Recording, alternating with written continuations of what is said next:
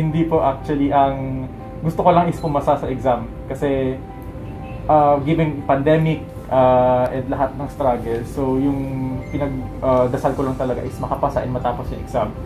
So nung nalaman ko na yun nga po, hindi lang top 10 but also top 1. So sobrang hindi ko rin po ma-explain yung naramdaman ko noon. So, sobrang nabigla ako and nanginginig pa nga ako nung nalaman ko. So sobrang thankful, very very thankful lang talaga ako kay God na yun po yung binigay niya po sa akin.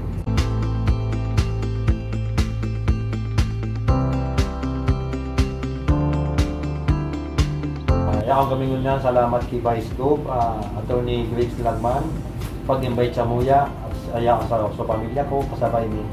Actually, ang namamatian kang sarong magurang, yun ang pinasabing, di mo maintindihan kung ano ang nasa buot mo, kung malukso ka, madalagang ka, o ano.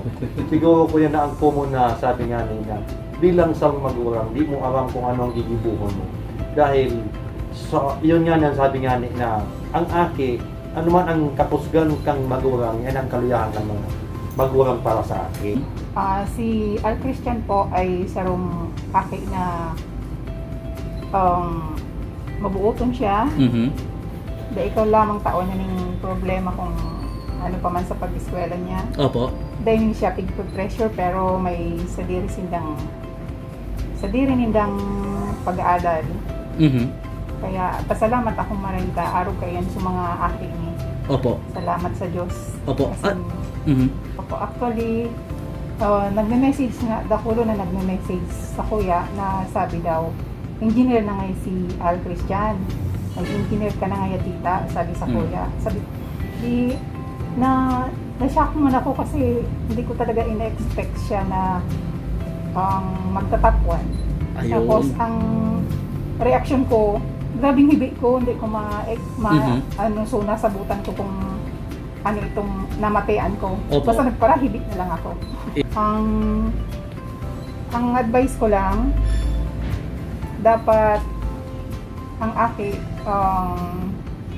advice lang ninda na hindi man so pressure ninda sa pag-adal. Dapat so permis sindang advice na i-remind lang sinda na dapat mag-adal sindang maray para man sanayan sa inda para sa kinabukasan ninda. Si Kuya po, super inspirational po siya sa mong tulo po na magtulagang ta. Grabe po, maigusan po siya, tapos mabuot po siya, like, close po kami sa iya, na as tuga nga po.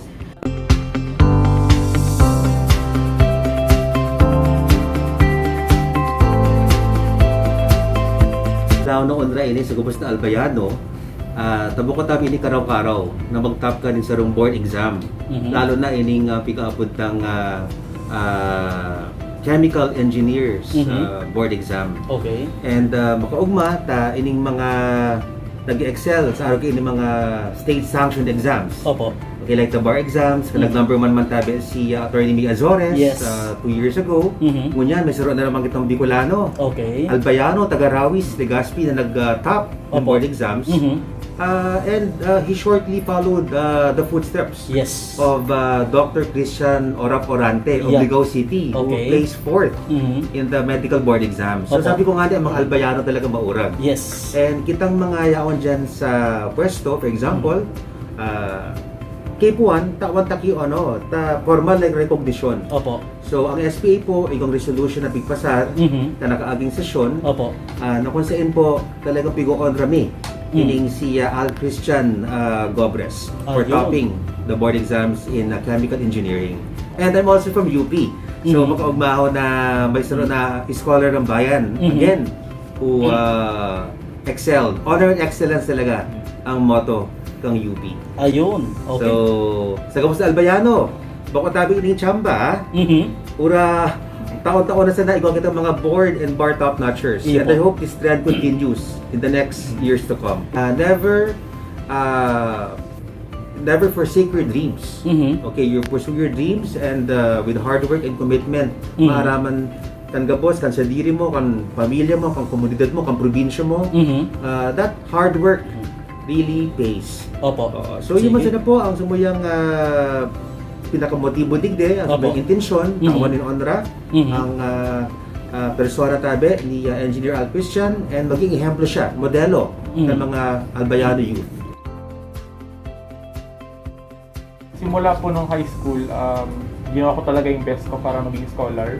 Mhm. So nung high school po, luckily pumunta tayo sa Philippine Science, so naging scholar po ako under UST. And nung college naman po, pumasa rin ako ng UP. Mhm. And of course, sa UP, hindi biro yung gastos din. Hindi lang tuition, pati yung accommodation kasi Mhm. malayo ako sa Bicol, malayo ako sa family ko. So, I also applied for scholarship sa Department of Science and Technology, UST, where I was also scholar. So, because of that, yung mga scholarships po, wala na akong binayaran tuition. And meron din akong monthly allowance to help support my living there. Ang kasi po, nung lumabas yung result, hindi ko talaga ina-expect na lalabas na yung result. Mhm. So nalaman ko lang nung may mga nagme-message na sa akin sa Facebook. Tapos nung chinek ko, ang una-una kong ginawa is I called my family. Okay. Kasi wala ako sa Legazpi na alam ko yung result. Mhm. So, ang pinakauna kong ginawa is nag-video call ako sa kanila. Okay. And ayun nga po, sabay-sabay kaming nagulat dun sa result. Kasi nung the moment na nalaman ko is same moment din na nalaman lang nila yung result. So, nanginginig talaga ako. I don't know kung sisigaw ba ako, tatalon. So, sobrang gulat na gulat din po talaga. Naubahan kang marami. Sobra po. Okay, gusto ko lang sabihin sa lahat na yun nga po, given man lahat ng struggles, may it be financially or mentally or emotionally, if you really put your mind into something, into your goal, maaabot mo yung goal mo yun despite all the struggles, despite all the hardships. Basta strong lang yung faith kay God, and you have to with a strong support from your family and from everyone around you, from your loved ones. And also dapat meron ka ring strong dedication and motivation para maabot mo yung goal.